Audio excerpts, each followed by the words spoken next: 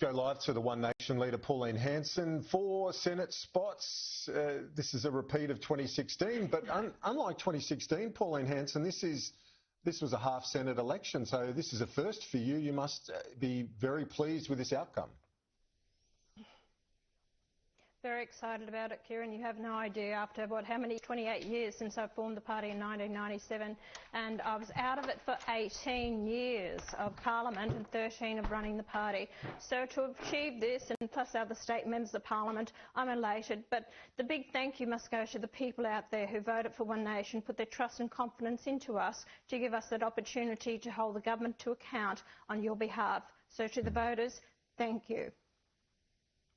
Now, you're level with the National Party in the Senate as a 4 apiece. This is really interesting, and as a political observer, I'm looking at this and thinking, so the Liberal Party and the Coalition lost votes, not just on the left or the centre, but on the right as well, and your party has gained on that. What do you put it down to?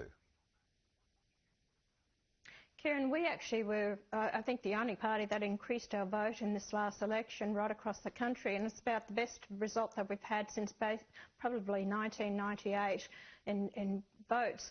The thing is, Kieran, we put out good common sense policies in February. We actually advocated to look after pensioners to be able to work, income splitting. Also, we supported the fuel excise tax and getting rid of the alcohol tax. That was a big winner for a lot of the pubs and hospitality venues that need to do that. It was about supporting the Australian people.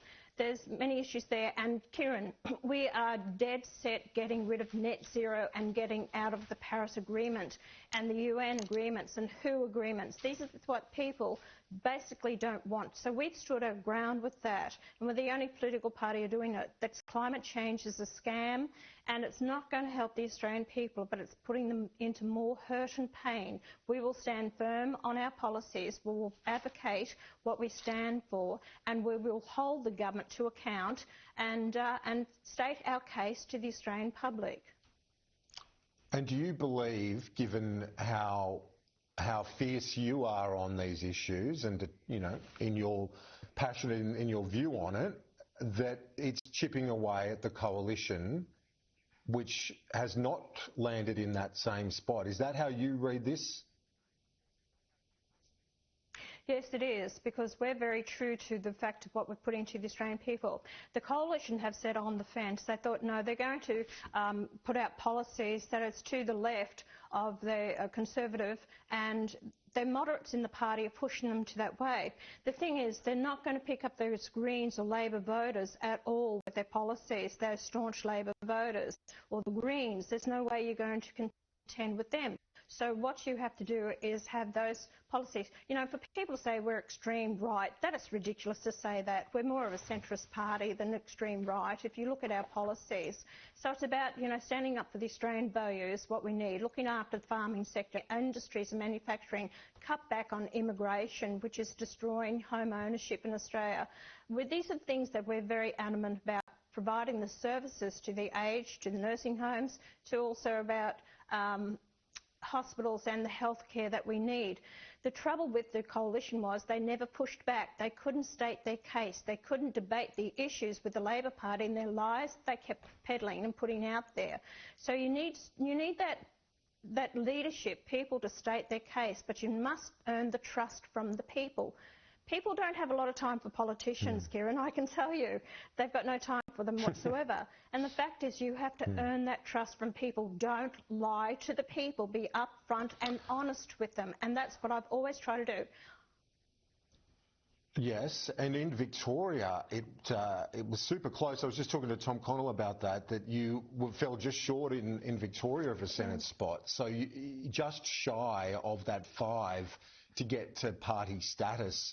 Will you consider putting an approach to Ralph Babet, who seems he's homeless at the moment, he's there by himself in the Senate? Is he someone that you might say, come and join One Nation, and you get the five spots? Look, I've never approached Ralph Bebbett to actually do that. I think he's very glued on to the United Australia Party and his agreement that he has with Clive Palmer. It would be lovely to have that fifth one to get the party status in the Senate by all means. But you know, it's a shame that we just missed out on. Victoria was our toughest state to actually get any support in Victoria, and to come that close to winning that seat. I'm buoyed by that confidence that people are giving One Nation now, and hopefully move forward with it.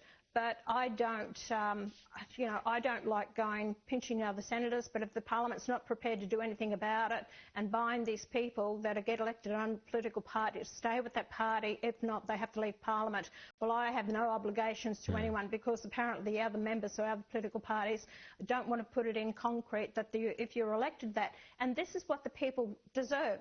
If you're elected to that political party, you must do your full term with them, otherwise resign from Parliament. So I have no obligations to anyone until the Parliament starts to realise this.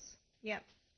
I know a lot of people would agree with you on that point. But I want to ask you though, I understand your view, and it's strongly held. You've made it to me many times before. But when we look at the overall vote, 94 seats to the Albanese government, and that includes net zero by 2050 and continuing their response on an energy transition and all of that. We don't need to go through all of that, but that's their policy. You know what it is. So when you say that's what the Australian people want, I mean, they're the voters that vote for One Nation, but when you look at 94 seats in the House of Reps for Labor, that's a thumping win, isn't it? You'd concede that. Correct. It was a thumping win, but on 35% of the vote, Kieran, that means 65% of the public didn't vote for the Labor Party at all their policies. A lot of people are disinterested in politics. They don't want to vote. They don't want to be there. It's really, a lot of it is a protest vote from a lot of public, and that's a shame, because I want to shake people and say, wake up to yourselves, look at the state of the country and look at the policies and the candidates and what they are offering you, what they want to do for the country. So it is a real shame.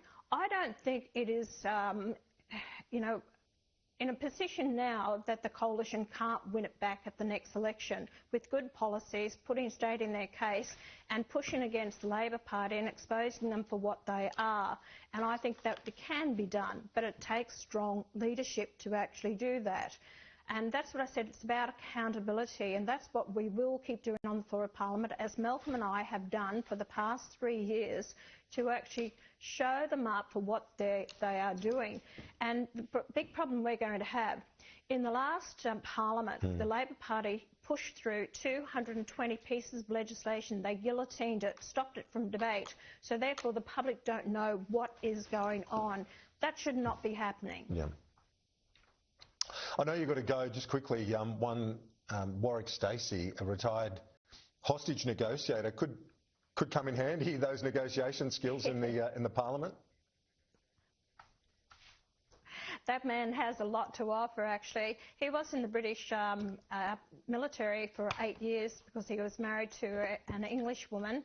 So anyway, he was over there. He's done the military here in Australia for 10 years in the military here. When he came back to Australia, he was commando for the SAS commando. So he does consultation work for the military and private bases as well. So he's got a lot of background in military, and he'll be a great benefit to the party, but also to the floor of Parliament to, you know, put forward what needs to be done.